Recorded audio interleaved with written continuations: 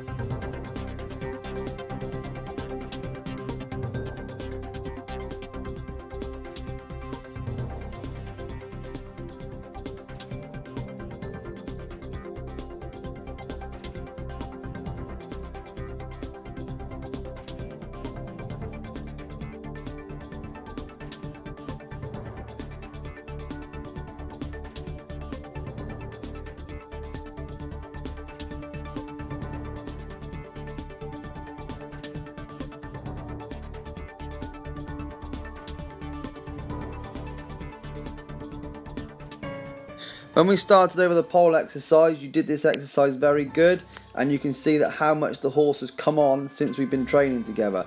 The horse is following a contact, it stays consistent on the canter, and it takes a consistent canter stride in front of the fence. If you notice when you come to the barrels the first time, that's a common mistake that you make. You drop your shoulders. Luckily you got away with it this time. But if you watch as you go on through the training session, you have the stops. The reason why you're having the stops is, one, when the fences go bigger, you seem to think that you've got to go quicker, which is not correct. You can go the same pace, keep the horse together, because at the end of the day, it's the horse that's got to do the jumping and not you, and he's got more of the ability to jump the higher fences than having to go too quick. So what you've got to do is keep the pace the same as it would be if you were jumping a cross pole, to the same if you were jumping a bigger fence like a spread. All you need to do is keep a bit more leg on, and you must keep the shoulders back. You're keeping the shoulders back most of the time, but now and again, just 2 strides out, you drop your hands. Clear example is there as you come to the fire fence. 2 strides out, you drop the hands. What you need to do is keep your hands up and keep hold of the head until it takes off.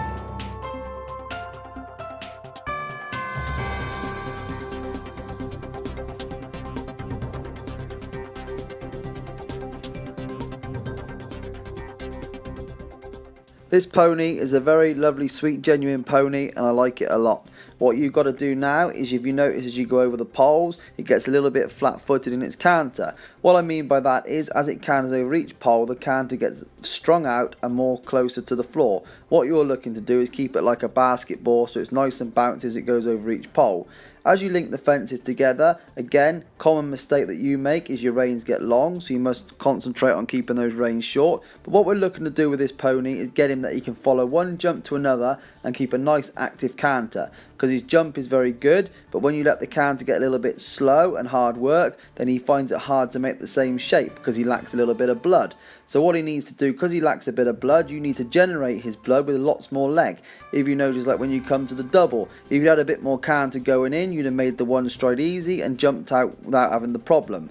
So what you've got to do moving on from this, again, keep the canter nice and up together and make sure that he gets used to going the short canter but at a quicker pace, so when he gets to the takeoff stride, he's got a little bit more spark to take off and jump the fence easier, and then he can lead away from the fence with the same spark to go to the next fence again, so he can jump that fence with a lot more spark. So it's so on and so on around a course of fences. Overall, very nice pony, but again, it's the corners of the canter which need to improve.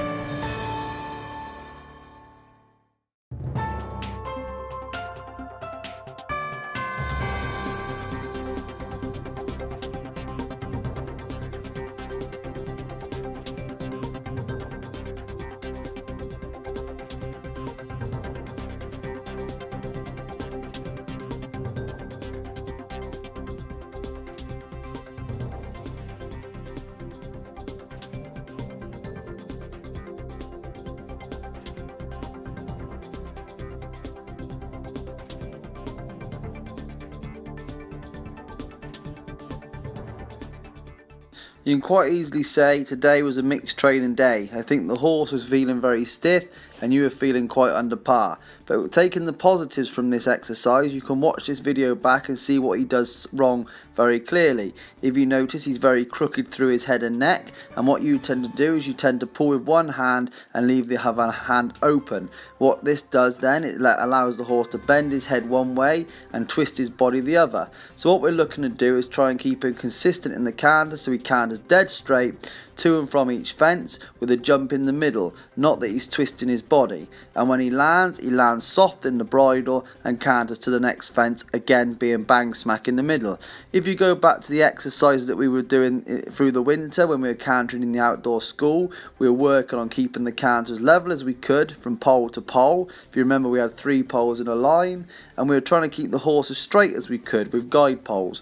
Again, I feel we haven't done this for a long time, and this has come to bite us on the bum.